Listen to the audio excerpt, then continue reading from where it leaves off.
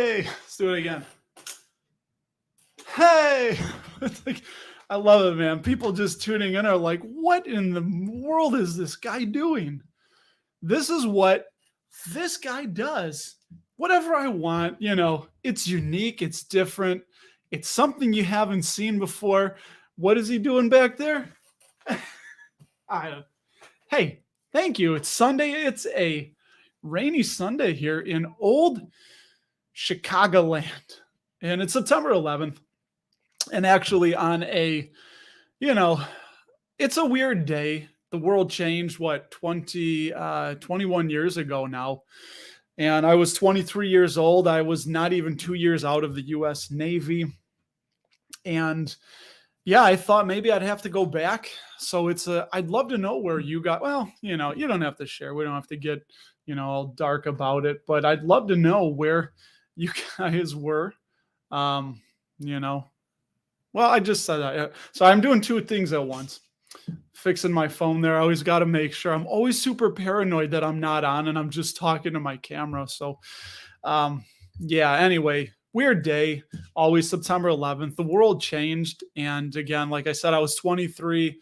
I was working on a job in Batavia, Illinois.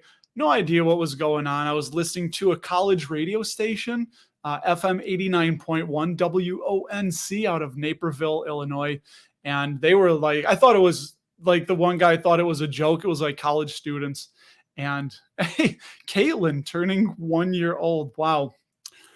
Well, you're making me feel a little bit old here, but it's okay. Age is just a construct of the mind, some people say, right? Look how I started the video, having fun. But anyway, yeah, it was just a weird time, and if you didn't live through it, you wouldn't remember Caitlin. But yeah, it was just one of those days where it felt like the world stopped. And my grandfather had told me, he was still alive at the time, that the last time he felt something like that important happened was when JFK was assassinated. That it was kind of one of those days where it was like, what is this real? Like, what is going on? And just, yeah, it was just a really, really strange time, really weird. I remember looking up in the sky and there was no planes flying when I was headed home from work that day. Of course, we didn't get much done. But anyway, so for those that were affected, it truly does stink. But yeah, Shamir, watching them on a coffee shop on campus.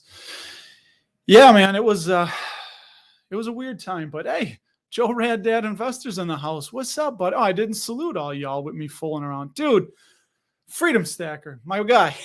Like, I love it, but buddy, buy yourself some more silver or gold. You don't have to give some schlub like me more money. I'll take it. Well, I'm gonna, if people feel they must throw cash at me, we'll take it. We'll keep it. But how's the sound on this? Is this good? Because sometimes my wife tells me I talk pretty loud. But yeah, camera. We'll come back. We'll double back to this.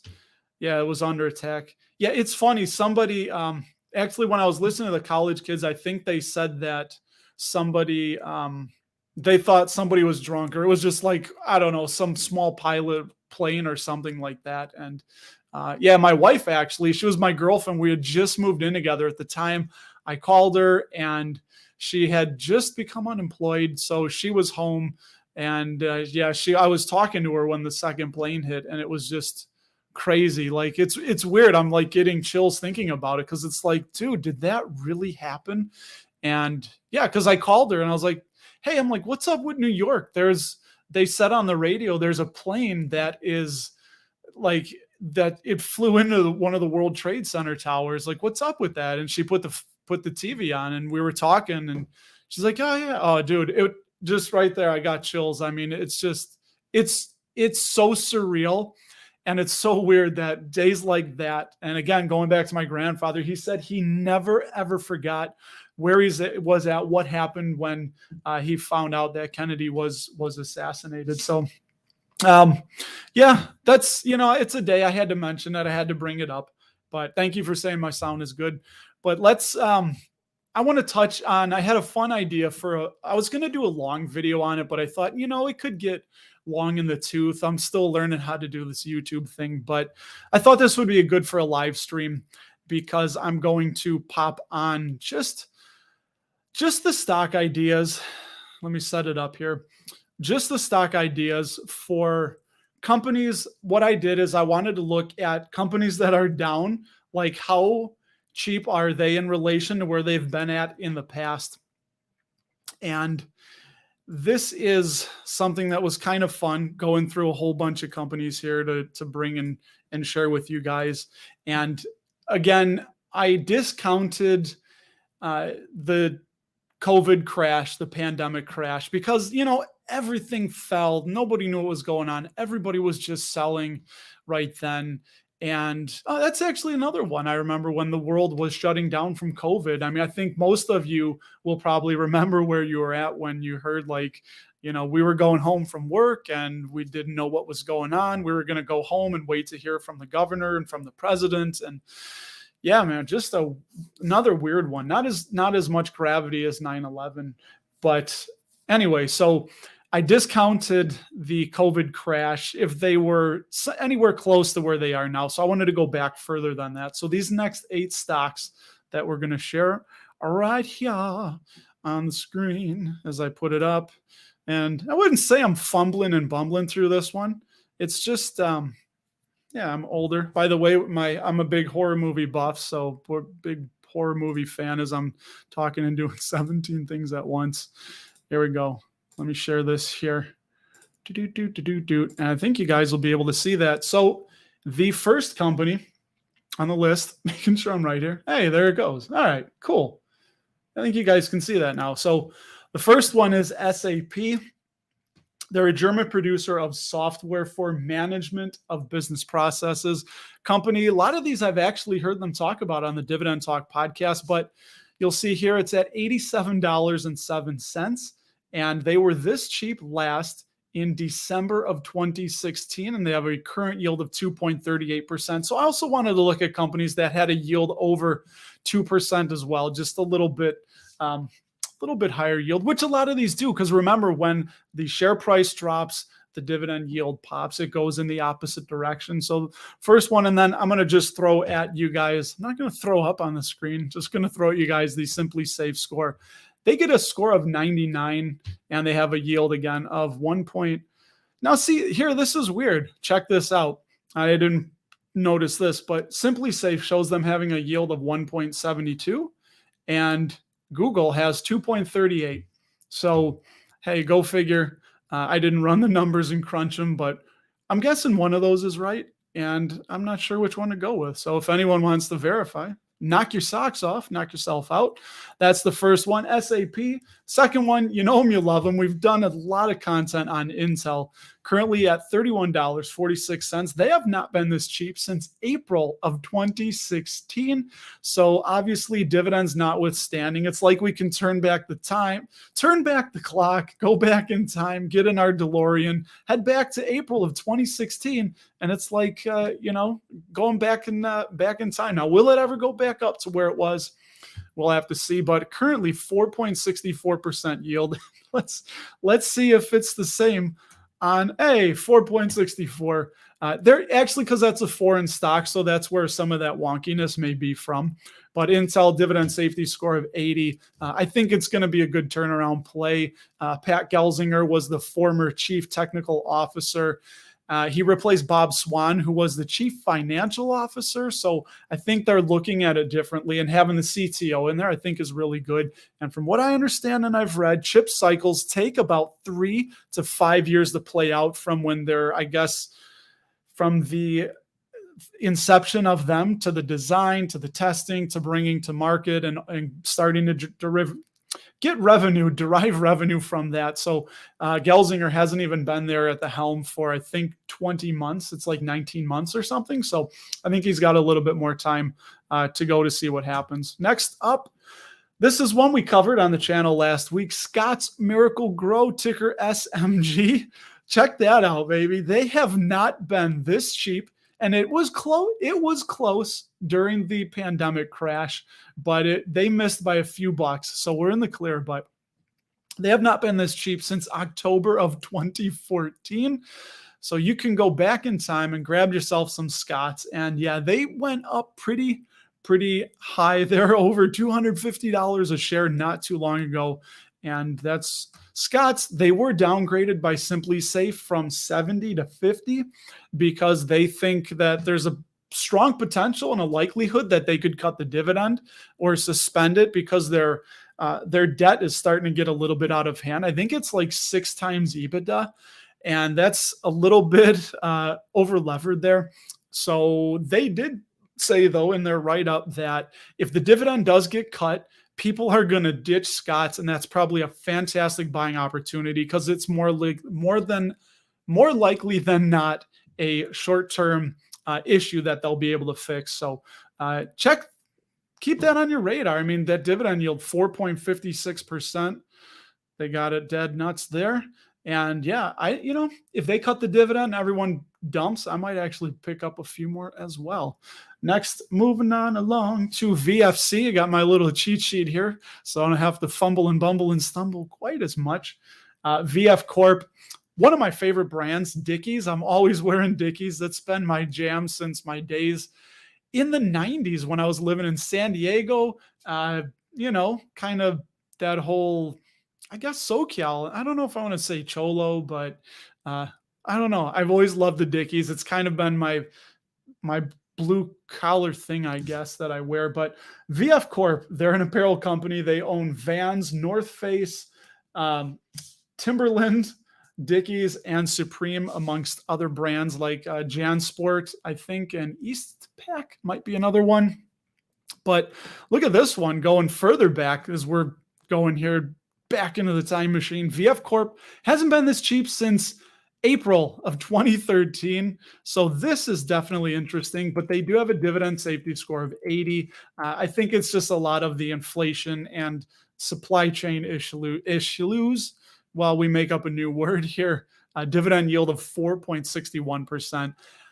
I don't know. They haven't been growing that dividend much. As you can see, 2% was their last increase. Wasn't really that big, but definitely a company that's on my radar because I don't see clothes going out of style. Yeah, the styles may change, but kind of sure we're all going to need to be wearing clothes. And I don't think I'd want to see most of you not wearing clothes as you. Same thing. That could get really weird if we continued that conversation.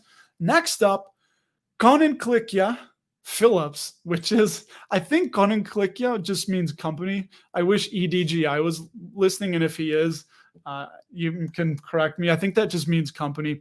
Should have checked, but current dividend yield 5.08%.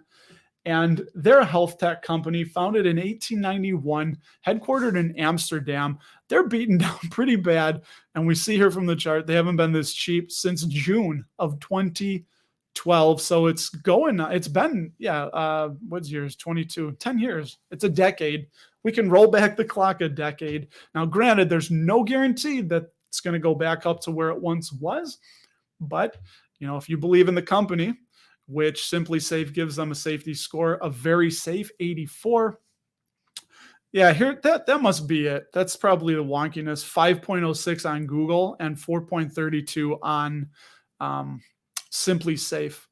And then after this, we have another one, American company, Merck, GlaxoSmithKline, ticker GSK.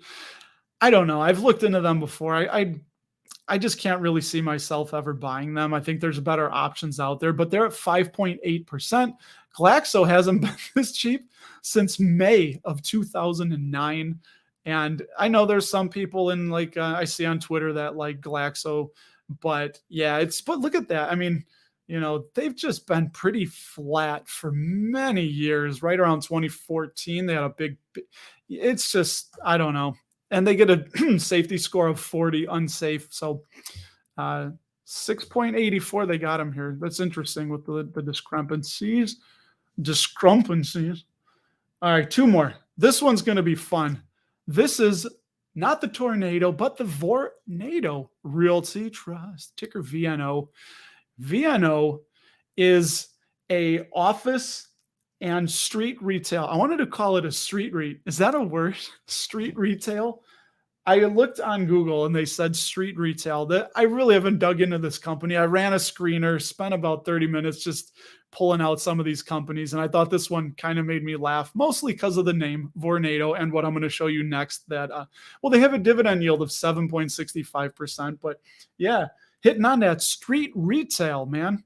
Vornado gets a dividend safety score of 18. Very unsafe because they're I think their AFFO payout ratio right now is at like 109, 110%. And last year it was, I think, 101, 102. So they're going in the wrong direction. And yeah, just from what I looked at, it does look like a cut is definitely forthcoming. And then we'll wrap it all up with another one that tie it in together, bookend it, that dividend European dividend growth investor, and they've talked about, is Fresenius Kabi, I believe, is a different company that I've subcontracted at here in Bensonville before. They are currently at, oh, did we even say Vornado here? Yeah, 2009. They haven't been this cheap since then. Okay, Fresenius. They've not been this cheap since 2005, December of 2005. And yeah, it looked like here around 2010 they were, but I checked it. I screenshotted it. I checked it for all y'all. Don't worry. So that one, we're turning the clock way, way back on Fresenius. This shows dividend yield of 4.22%, $16 a share. Again, a foreign company here. Well, actually, no, it says they're a U.S. German healthcare company focused on kidney dialysis services. And I did see that they are an unlimited liability company, which I'm not sure how that works. So what does that mean? They can come after the shareholders for your house and stuff if the company goes under? No, I don't believe so. But anyway, they weren't rated. They are unrated by Simply Safe Dividends. And that, for all you all fine folks, if I can stop sharing this, help, let me out. That's my presentation, everybody. And yes, everybody, that's my presentation. I don't know. I'm going to look at your comments here. This is the part of the show where we look at comments. Caitlin, glad to see you here, Caitlin. If you should look through Caitlin has some very, very interesting comments, and I'm always learning something from her. The only problem, I would type back more, but I usually am responding to comments on my phone, and this is how I do it, like this. I'm one of the hunt and peck people, and my daughters make fun of me because they're like, that's all I see, just going like this. So I'm old school. I don't care. Doesn't bother me. And let's see who's got something interesting here. There we go. This is what I'm looking for. El Capitan. What's up, buddy? Shows the Euro div yield. On which stock is that? Because I blew through a whole bunch.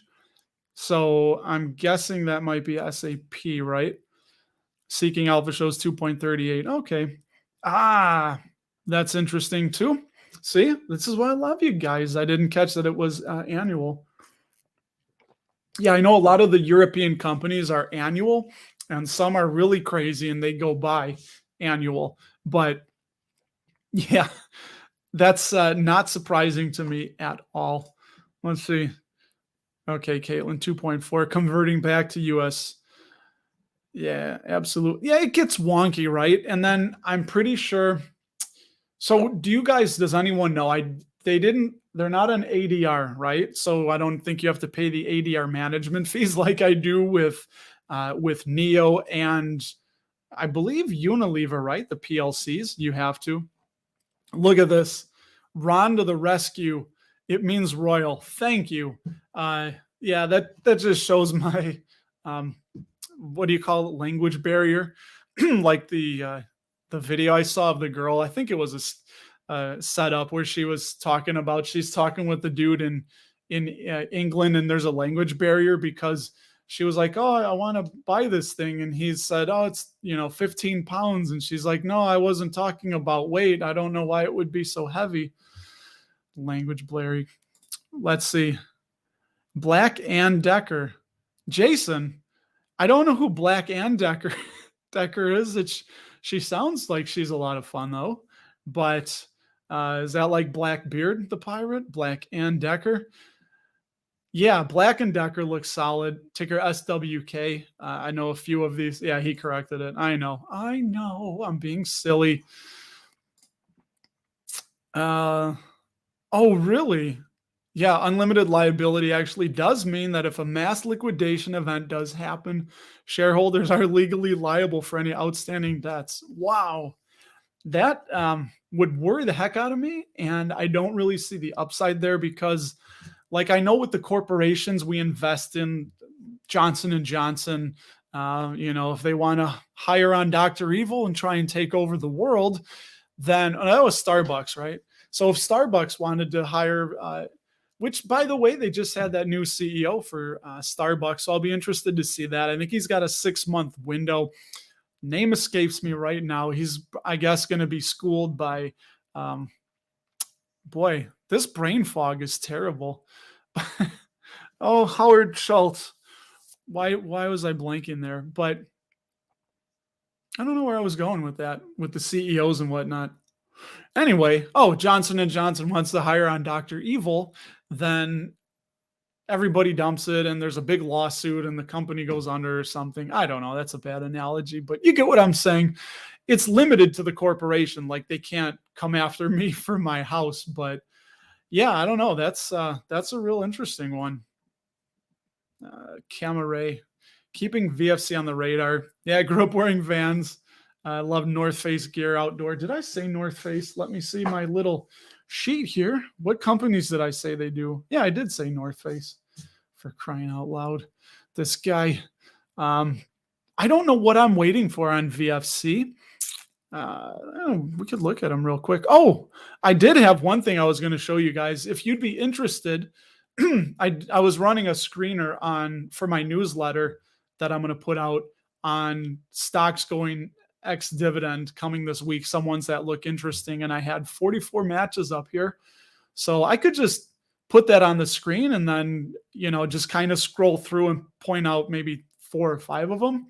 And then you could go back and pause it. So if you guys would be interested in that, let me know. And I will do that. Let's see. Oh, Caitlin, are you talking about VFC? Triple checking the balance sheet on VFC? We'd love to know. We'd love to know what you know. Download your thoughts directly into our brains. Like, what the hell is this nut job? All right, I'm talking to you and I'm kind of going through VFC. Let's see. I think that sites like Simply Safe. Oh boy. I'm going to share this with you guys first. After I read your comment. Unlimited liability corps are structured so that both profits and losses can flow through to shareholders, which means they essentially can avoid. Oh, okay. Now that's interesting. They're like, so they're a pass-through entity, kind of like a REIT then? Hey, I don't, yeah, that's interesting. I'm trying to think so you basically just spelled out the benefits of it. Yeah, they can avoid corporate taxes, but then we're paying those taxes, right? Like that's like almost like a master limited partnership where instead, you're getting the K1. Like I know I make the joke and I say that you're paying all the taxes because you're the partner. So yeah, that's interesting. Yeah, I don't know that very much about it. And this is why I love doing these, man. I never know what's going to come up. We learn, we live and we learn. There he is, Ryan.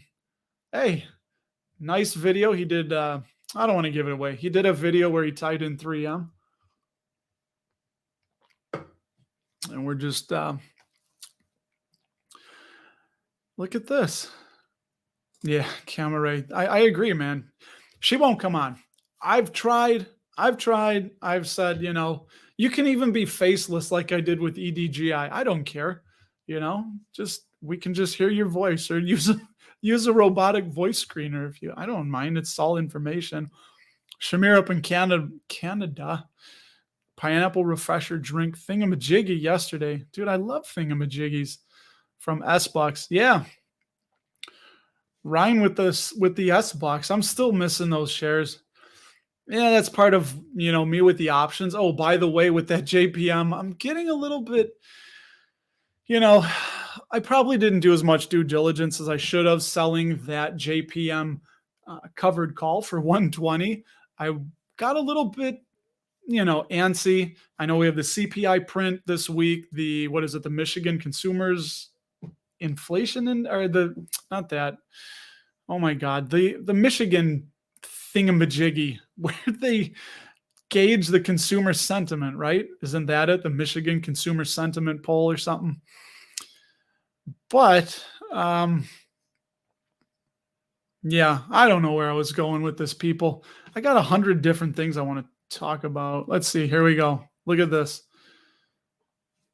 Yeah, so back to that. The taxes are paid in Canada, which is where all unlimited liability corps currently reside, to my knowledge, but the American tax code does not count ULCs as corporate entities.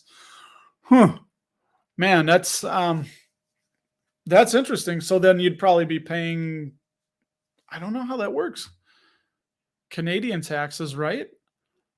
Paid in Canada, they might withhold them then, I would assume. And because we're not getting a K1, so they're not directly passing them through. I don't know how that would work.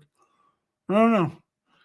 I'd need to be educated on that a little more. I learn stuff slowly, by the way. So that's why I always tell people, if I can get this stuff and understand it, you can get it. But real quick, back to JPM, what I did is, yeah, I looked at the chart, and sometimes I rely a little too much on the chart. And I saw that there was some resistance right around, I think it was 119. There was some resistance on the chart. And I thought if I go a little bit above it, we might be good, might struggle around it, come down. But I don't know. I probably should have went way, way higher. And this might be a lesson. If I don't buy it back, if it really runs up, hopefully there will be another dip where I can get in. But for those of you that didn't see that post, worst case scenario, I sold a cash secured put almost 3 weeks ago on JPM. I received $125 for that. I bought that at 115. So I was assigned the shares at $115. And then I just sold a covered call for 110, but it's at 120. So putting the 115 to 120 is $500. And then the 125 and 110, that would be $735 I'd make in 3 weeks. And that would be about a 6.4%, I think was the number I figured out, return on the on that cash, that 11,500.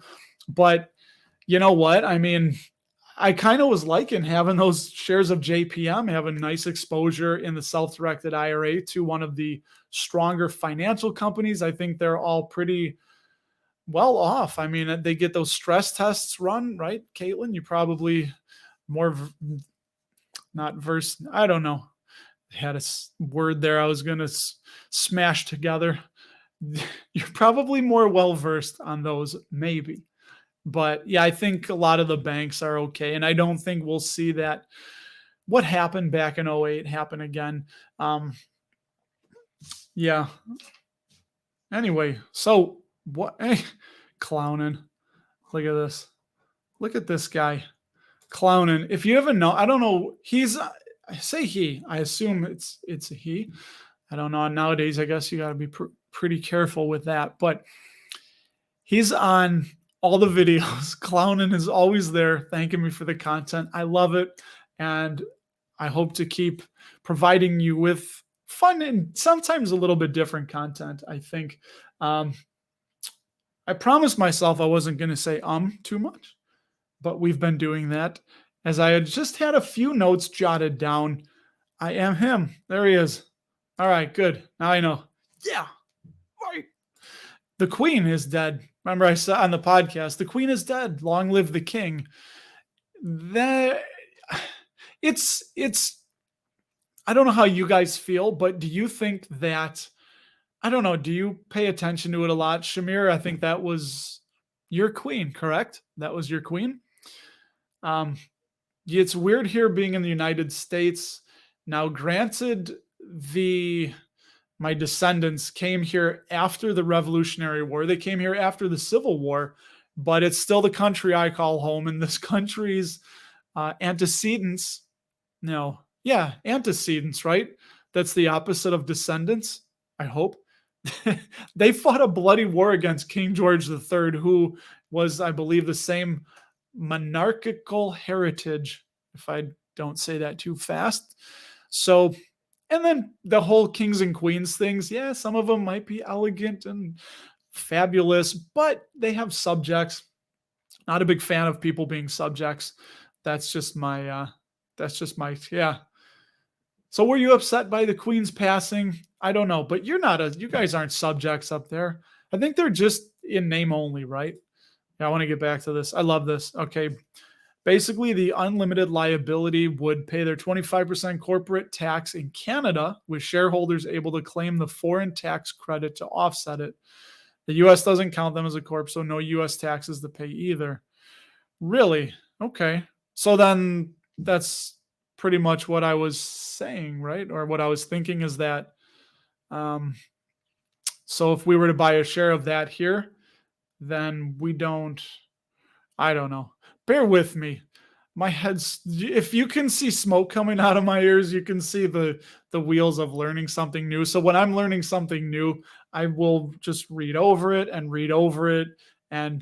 really make sure I understand it for the most part. And yeah, it's interesting. It's kind of getting there. Yeah, everybody, we were talking about unlimited liability corps, which was, I don't remember who was. Was it SM? No, no, no. I don't remember who was. Fresnius, maybe? Or Fresenius? Yeah, I'd love to know. Let's see. Galaxy Brain investors, you can deliberately own a ULC to harvest losses that are trickle down you. Caitlin, I don't know what Galaxy Brain investor is, so I'm gonna Google that because I want to know. Let me see. I love Caitlin. You need your own podcast, blog, website, something. I'm serious.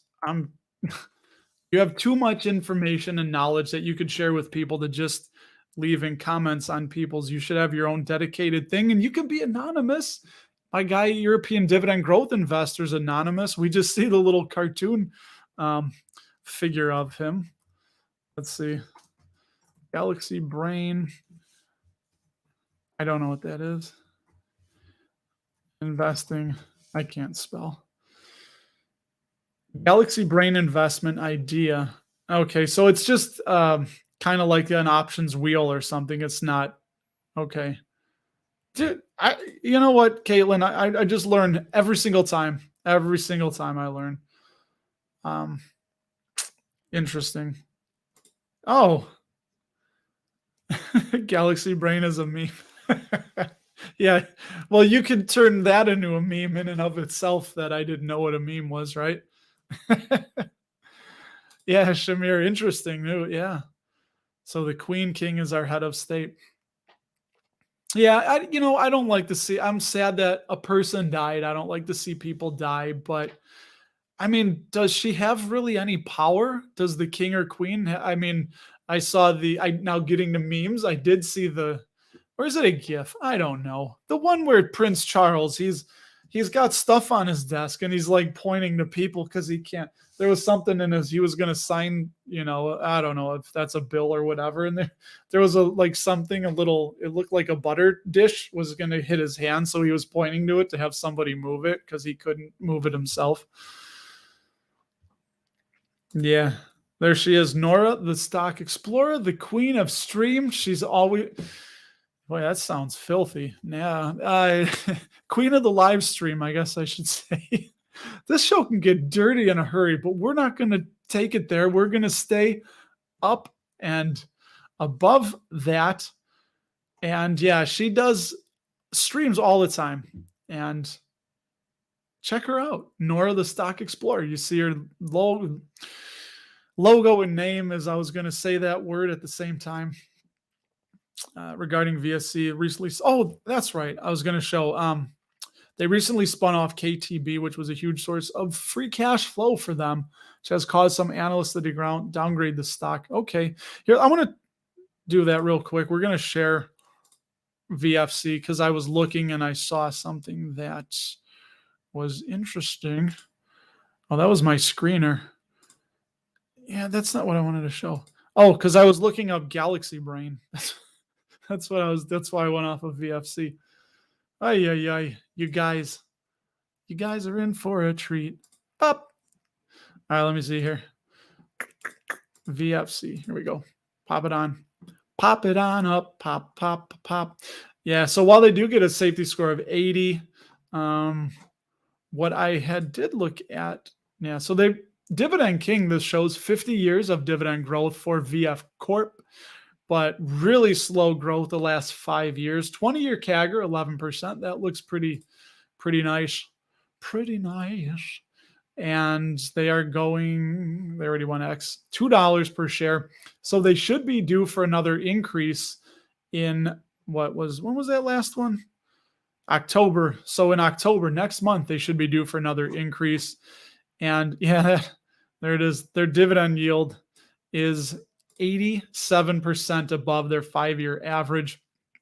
Forward PE, solidly below the 5-year. How do I know that? Well, let me explain that to you. I'm glad you asked, because the 5-year average here we see is 23.0, and currently it's at 14.2. Now, I've had a lot of extensive training and extra schooling. I don't want to brag, but I've learned that 23 is greater than 14, or we could say it another way, 14 is below 23. So I know this is the kind of hard-hitting analysis you come to the Dapper Dividends YouTube channel for, is that.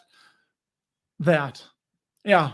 Anyway, so what I wanted to show you guys was, if this is all correct, look at the free cash flow payout ratio. It was 139%. Let me blow it up. Whoa. Woo. All right, let's see this over here. Free cash flow payout. For those of you on mobile, 590%. That is no bueno. If that is all accurate. Now, what I would like to do is I'm not going to do it here, but go into my Yahoo Finance, or I find it easy on the app to access the financial statements there, and it looks easy on my eyes, but I would verify that number is correct. And a lot of times, it more often than not is, but that's no good. And free cash flow per share, like Caitlin said, has been dwindling down to 34 cents, which is not going to cover that dividend of $2. I'm guessing that might be 590% more than 34 cents. Let me know if that's right. Yeah, earnings per share, though, we know can be manipulated. And let's see, sales 15%, not bad, but still, their shares outstanding has been flat, although they haven't been diluting. Total sales 11.9 billion. Yeah, still good ROE and return on invested capital. But we do know, right, that ROE can be affected by their debt. That's what I want to get to. All right, operating margin. All right, 12%, not bad, meaning that for every $1 in revenue that comes in, they're keeping 12 cents. For every $1,000, they're keeping $12. Or $100, they're keeping 12. I did that wrong. It'd be 120. Told you guys, math isn't my strong suit, but I'm stumbling and bumbling through quite all right. Free cash flow margin, only 1%. Yuck. Issues with the free cash. Yeah, net debt, that's kind of high. That's kind of 63%. And their interest coverage ratio has been coming down since 2014. So yeah, I think they're probably beaten down for good reason, and I don't think I would invest after looking through this with you guys. I think it'd make me a little bit nervous. I'd really need to see that free cash flow payout ratio coming way, way down. All right, Shamir. Let's see. Monarchy does have a lot of power, but rarely uses it. Watch the first. I've never seen Johnny English. That's with Rowan Atkinson, right? Mr. Bean.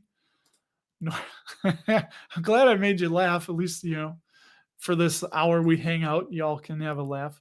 So VFC is officially on the hook for 850 million in unpaid back taxes and penalties from their timberland acquisition. Yep, that's a little bit yikesy. Yeah, we make up words here. Deal with it. Everyone was sad, I think, about the Queen's death. Yeah, Dividend Dream mentioned the Queen as well. She was very, yeah, like I said, it's a person, and they're I don't know. It's just, you can understand my point at least. It's a weird thing that the colonists that broke off here, and you know, obviously I think it was over money, because this was going to be a source of revenue for the crown, right? So, well, everything's over money, kind of, ultimately, except the love of my children when I buy them iPads and stuff. But all right, let's see. Yeah, Journeyman, oh, please look at it. You just want me to add it, or do you want me to look? I'm kidding. NDAQ, NASDAQ, right? All right, let's go. I wish I had, like, you guys won't remember this, but in Mr. Rogers' Neighborhood, when they would go to the land of make-believe, right? Oh my gosh, I'm forgetting that now, where Daniel Tiger was and King Friday, that they would have like the little music playing as they transitioned.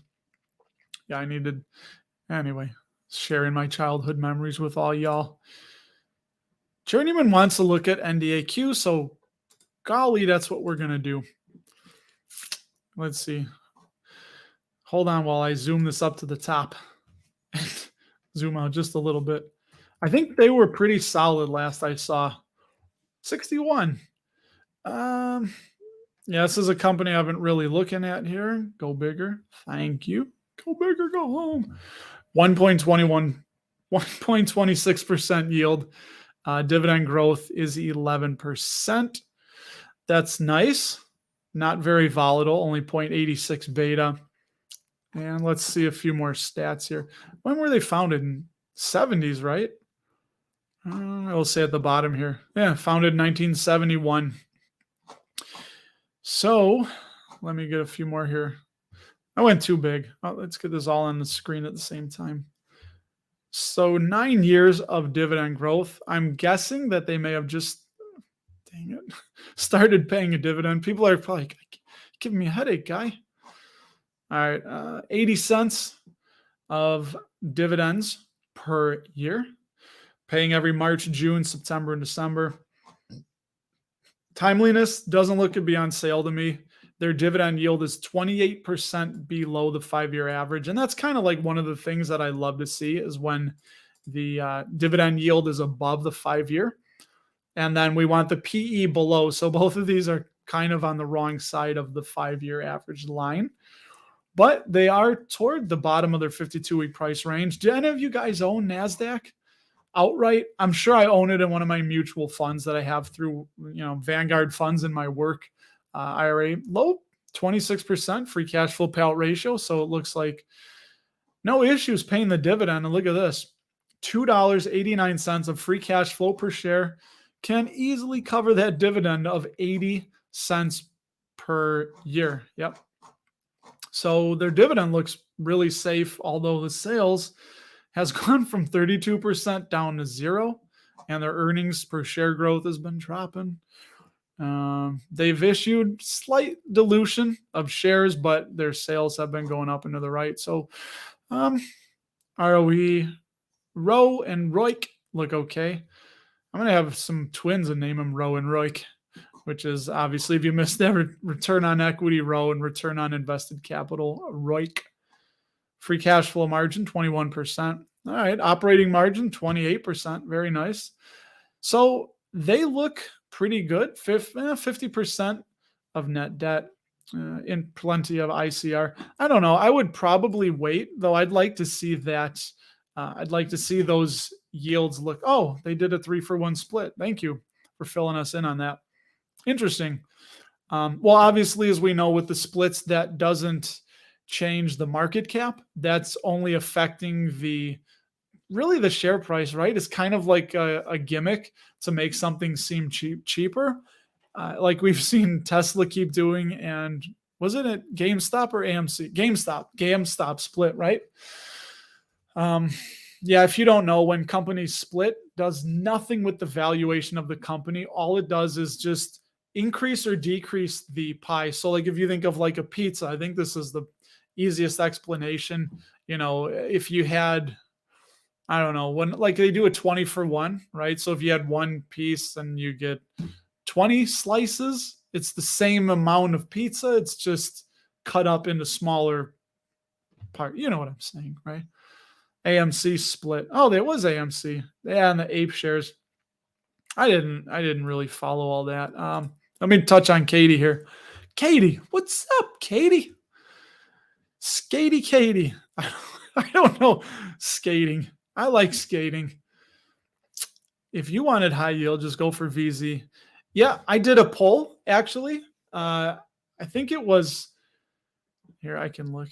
I did a poll because now I'm gonna have fun with you. You're gonna see these popping up more. I was talking with Ryan Williams, and we can put pictures, we can do images on the polls now. So for me, I'm just gonna take company logos and put 2 or 3 companies and be like, which is your favorite?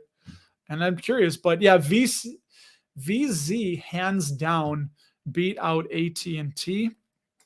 And if you'll give me a second here, I'll pull up that poll to see what it was at, as I am trying to pull up my channel here and talk to you people. You do this. You talk to a few dozen people all at once and trying to figure out what the heck you're doing. Here we go. All right. Let me share the screen here.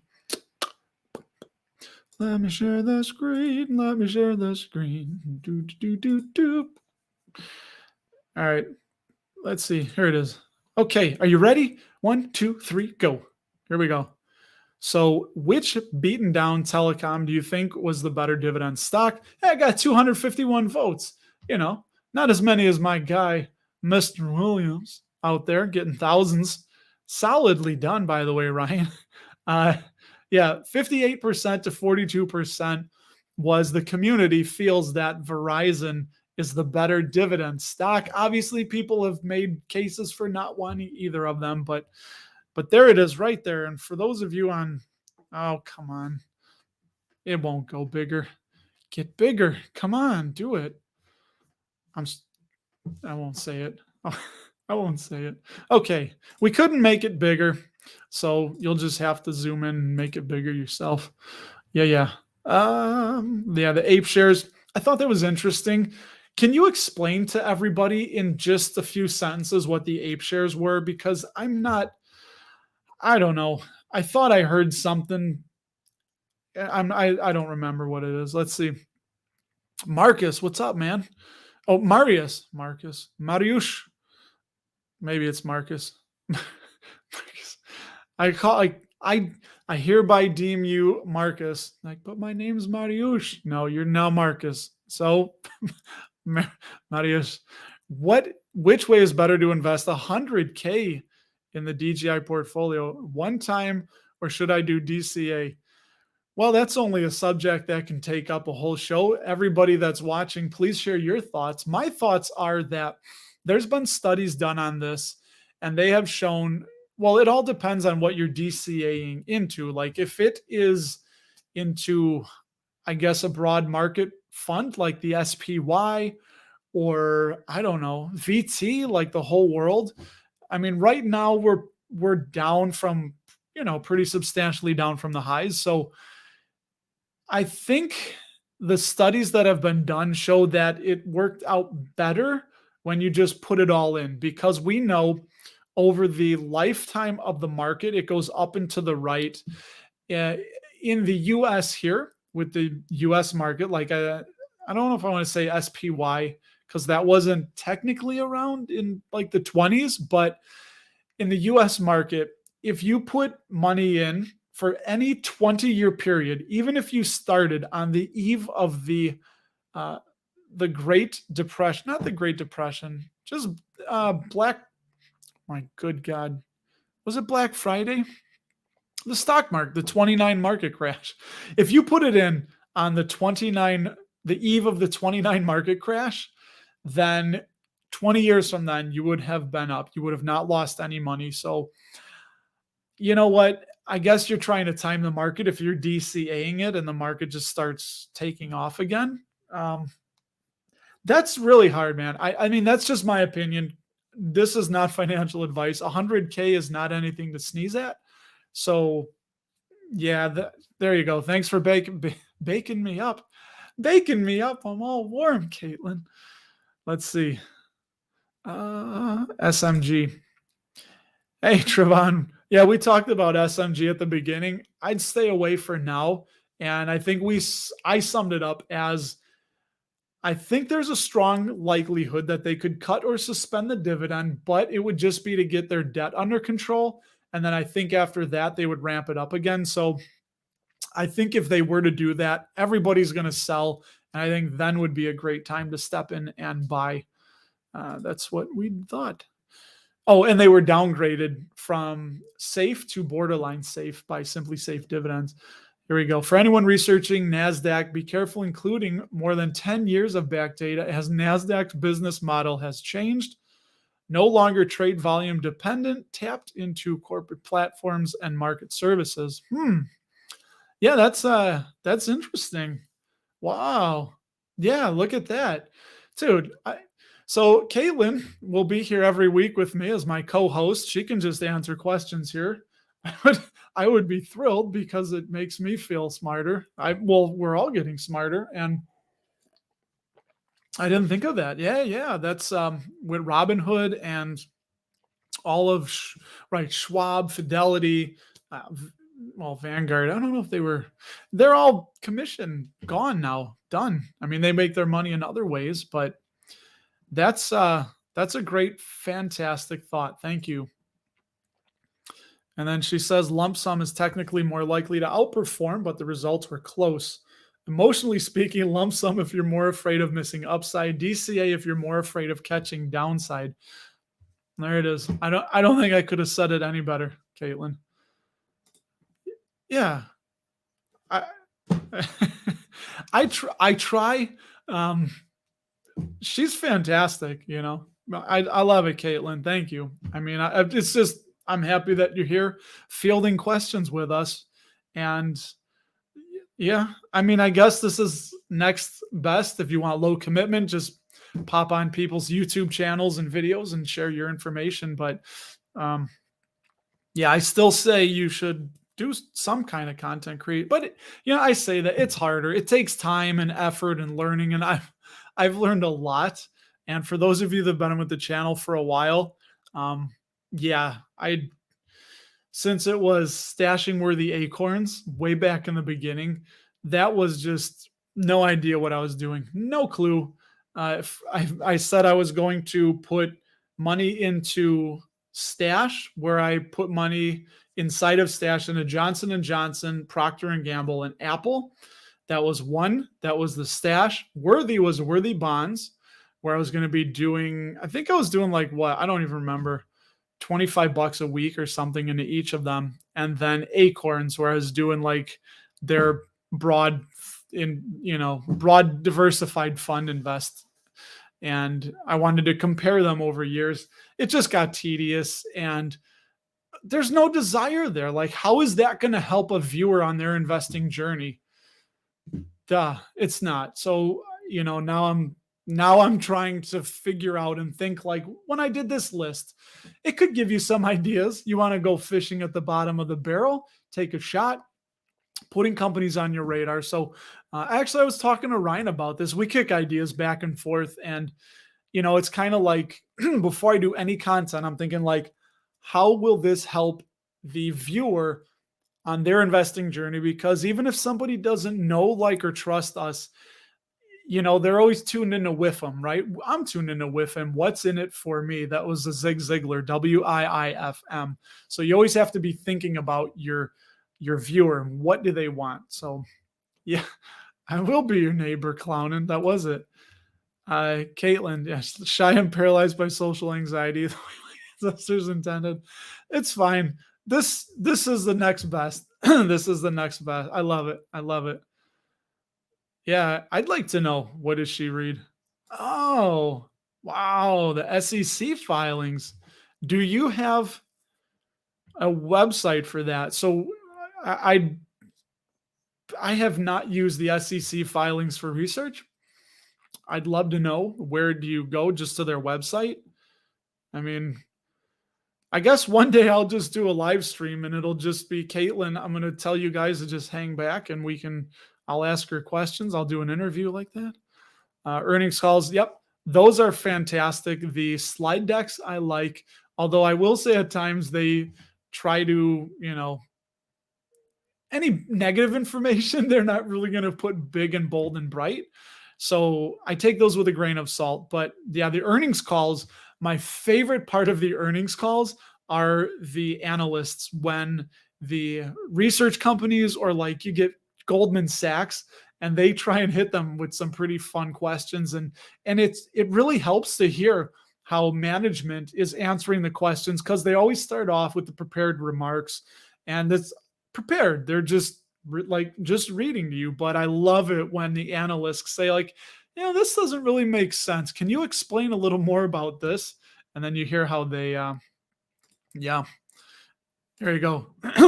Claudia, what's up, Claudia? Any opinions on eToro? Um, I don't. I know. Oh, a girl I used to talk with back when I started this, Panda Boss. I think it was Panda Boss. I know she's done stuff on eToro, so I would say check out her YouTube channel, or just, I guess, just YouTube eToro. But yeah, I really have none at all. I've never used it. No opinion on eToro. National and global macro prefer to just digest the raw data from the industry reports, which are published periodically. So I've seen on Morningstar, they've done industry or like sector reports. I haven't read one in a while. I really should. And see, this is kind of like, this is one of the things, is like, with the channels, when you do this content creation, I'm learning to do this, and I'm reading books. I'm always listening to podcasts when I'm working and driving. So it can be, things can get backed up. We can miss a lot of stuff. It takes effort to do this stuff. So I've actually toyed around with thinking about maybe not doing sometimes like such fancy videos, and maybe just trying to focus on the data, and not using a lot of like the B-roll and zooming in and out and whatnot. But it'll come, guys. It's, all right, I'm going to run through these because I'm running up against it. I want to end these at an hour. Yeah, I'm gonna start looking at the SEC filings too. I love it. Much faith in the 10Ks. Well, I'd like to know Caitlin's. Now I'm feeling like you guys. I'm just like, oh yeah, that's a great question. I'll wait for Caitlin to respond. It's terrible. Much faith in the 10Ks. I do like the 10Ks. Those are audited, right? It's the quarterly reports that are unaudited, but the 10Ks are audited. So the numbers in there got to be right. They have to be right. So yes. Hold on. I clicked wrong. I have to wade through the BS on the presentations. Yeah. Yeah, it's fun. Sometimes I always think about, man, I wish there was a timestamp. I could just skip right ahead to the questions, the Q&A. The best stocks to pick in each sector. You know what? I'm going to write that down. Trevon. There we go. Best. I might narrow it down to the best. Well, see, this is the thing that I'm going to wrap up here soon, but this is the thing with what's a little bit difficult about that. I get these ideas. I'm like that, like, oh, I should show the 5 best stocks in each sector. Well, how deep do you go on each one? That's where I kind of need to know who's watching. Like, am I making the video for Ian Lopic, who's, a dividend investor type of guy, or somebody that's just beginning and wants to know a few good picks? And as soon as I talk about free cash flow payout ratio, they're completely lost. So, and the deeper I go, for a YouTube video, the longer it takes to make the video, which is like the longer it takes to put the information out. So I'm trying to find that balance of not going too deep, not making the information, too gussied up. Here we go. All right, I'm going to run through these quick here. I always say this.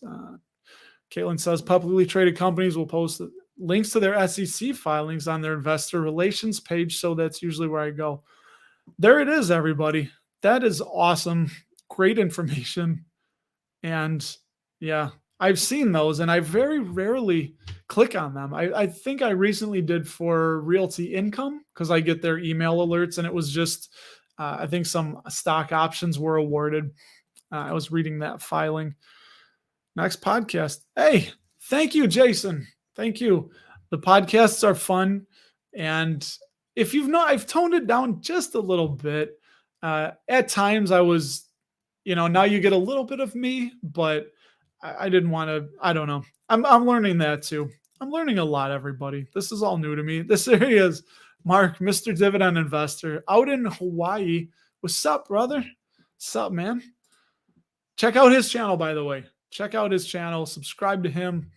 Very interesting information. Also, as for 10Ks, I trust companies to only publish as honestly as GAAP and regulatory bodies demand they do.